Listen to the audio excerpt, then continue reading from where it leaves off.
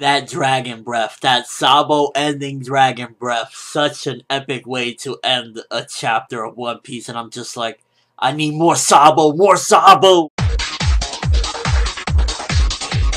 So this week's chapter picks up right from where the last one left off. Sugar's knocked out and everyone is reverting. So off the gate, it already just starts off with some progression that everyone is reverting back to their original form and everyone is remembering them little by little. So it's just completely going in. And it's interesting with this chapter that it kind of dives a little bit more into Sugar's Devil Fruit ability. And for the most part, this can be a very OP ability because it's called the Hobby Fruit, right?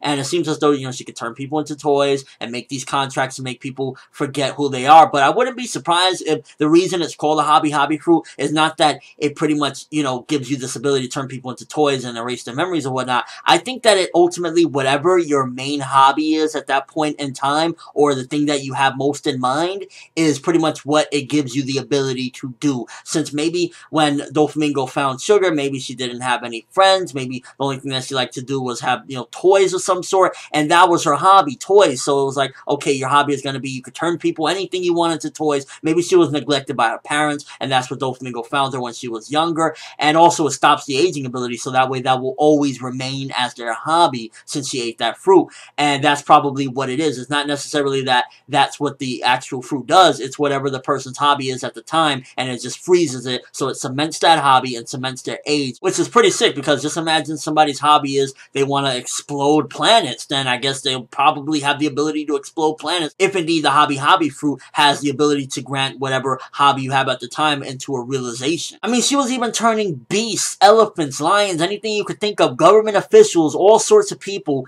into pretty much toys. So this is going to have a huge effect on Doflamingo for the most part because he's the leader. This is, a lot of it is his plan. So people that were government officials that he was trying to hide this, people that he was trying to hide that, they're all going to come and now everyone's going to remember. They're going to be like, this all points to Doflamingo, so right now Doflamingo is fucked. I wouldn't be surprised if the aftermath from this, everyone remember everything. Remember, government officials, all sorts of people, he loses immediately his Shichibukai status, but for real this time, it's not a troll. He actually loses it because now they're going to all start remembering, and people are going to come after him left and right. I mean, in this chapter, they were really gunning for his head, pun intended. Quickly want to talk about Senor Pink. In this chapter, yet again, it was presented that he does care about his comrades. I think Senor Pink, while he's following orders, he's a decent dude. Like, when he was fighting Frankie, there was some respect there, and overall, I kind of like him. I think that he's a decent dude. So that was a nice little panel right there, giving a little bit more characterization into Senor Pink. And possibly even Pika as well, because Pika seemingly disappeared. Zoro's like, hey, where did he go? Although the alley looks all bented, so I don't know if that's that he just messed everything up and then left to go get Sugar and help out over there,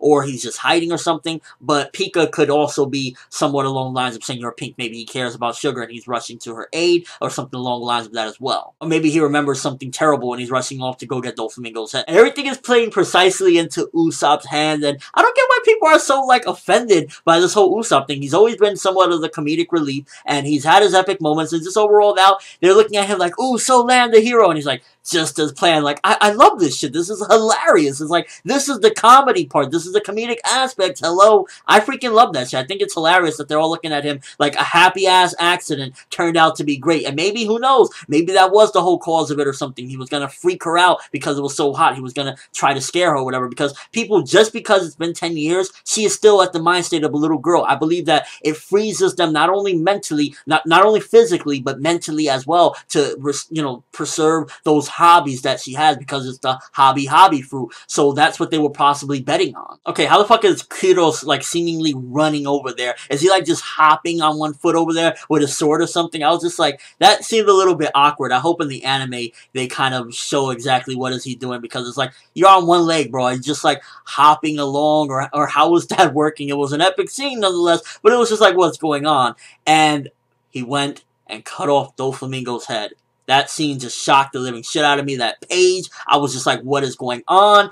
And I have somewhat of a theory based on something I've seen recently. So by the way, if you don't want any Kill la Kill spoilers, mute real quickly, because I am going to talk about specifically something from that series that this could potentially turn out to be. We know that Doflamingo has the string fruit. What if all of his body parts are connected to some sort of string? And that kind of reminds me, I got this idea from Kill la Kill with Kido and Dragyo and, you know, the life fibers and whatnot in her body. What if, like, the only way to completely kill him, like, by cutting off his head is you have to cut the string as well, and that's why his head was cut off, but he still has, like, a facial reaction. Maybe he's not indeed dead, even though if he is indeed dead, that would be sick as hell. But I think if he was indeed dead, Oda would have dramatized it a lot more, make a lot more of a big deal besides, oh, his head went rolling. I think that is a possibility. Similar to Kill la Kill with the life fibers, he has the one string connecting every part of his body, and he didn't cut off the string, he just cut it off his head, so he could put his head back on his body, which will make Doflamingo even more of a threat, because, like, you're cutting off his head and he's still not dead? Yeah, he's a threat. Like,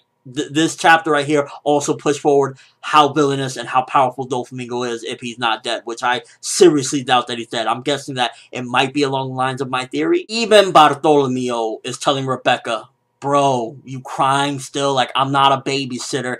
And I'm just like, wow, the time for her to have gotten up should have been a while back, and she's still crying on the floor. Hopefully, remembering who her father really is gives her the strength to get up, because at this point, it's like, come on. When Bartolomeo, the fanboy, is looking at you like, yo, you're a baby, get up. That's when it's time that, yeah, you need to fucking man up or woman up and get up and do something, because, come on, like, it's still crying. Yes, it's a traumatic moment. Yes, she's 16, but at the end of the day, she's a gladiator. She's been through hell and back. She should be able to get up and fuck him up. And I don't mean defeat him. I just mean get up and do something. But that ending, though.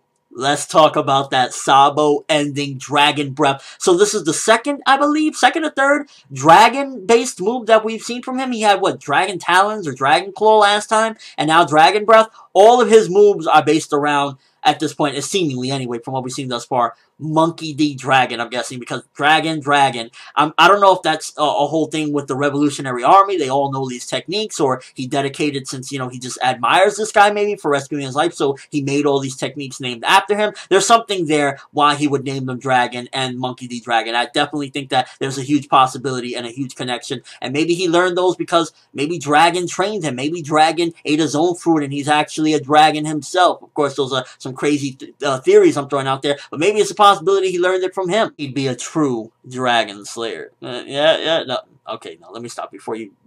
fuck it. And you can see that there's a big plan still in motion, because they're still looking like he's going to go to the basement next week, and he's like, I don't got time for this, I need to hurry up and win. So, if Sabo doesn't win this one, it's only going to be because he doesn't want to win, because you can see he has it, and he's in charge right now. He is completely in charge. Burgess, he hasn't been trying all out, because Burgess, even though he's been clashing with him, is like, okay, yeah, I got to end this now, and I got to go to the basement. So he's going to fuck up Burgess. He's going to probably win. If he doesn't win, it's only because he's going to let either Bartolomeo or Rebecca get the fruit, because he has to go. Because at this point, you can see who's in charge and who's really the true threat of this one. It is Sabo. Like, that Dragon Talons and now Dragon Breath blowing up the ring. I mean, my gosh, how strong is Sabo? Like, this chapter kind of gave a little bit of a gauge as to really how strong this dude is. Like, he is... I don't know, like, if he's, you know, Admiral or whatever. The amount of things that we've seen, and it's only been a couple times that we get a little here, a little there in this ring, and he looks like a true beast. And Jesus Burgess ain't no walk in the park either, and he's going head-to-head with Jesus Burgess, and he just blew up the fucking ring. And overall, a very good chapter. This one definitely, again, very solid progression, a lot of foreshadowing, characterization.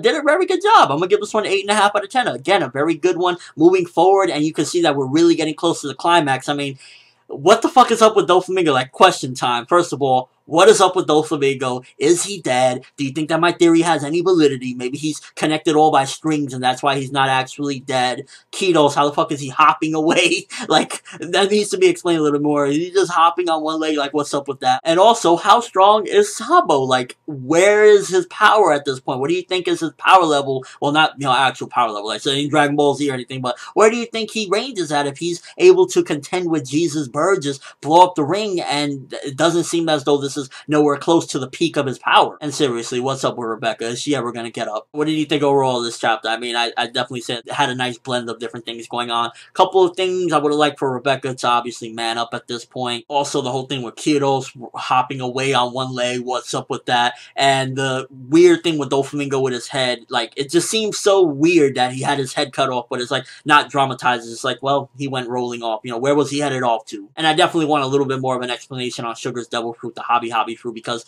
I don't buy that that's the actual ability that freezes you as a child and, you know, it gives you these abilities. I think whatever your hobby is at the time, it freezes you there so you remain with those hobbies for the rest of your life. But that's all I have for this review. Thanks for watching. Hope you enjoyed. Thumbs up for that Sabo ending and thumbs up for Kitos cutting off Doflamingo's head. 2 epic moments, 1 chapter. Let's go, baby. I can't wait. The climax is near on ForneverWorld, and as always, people, have an awesome day.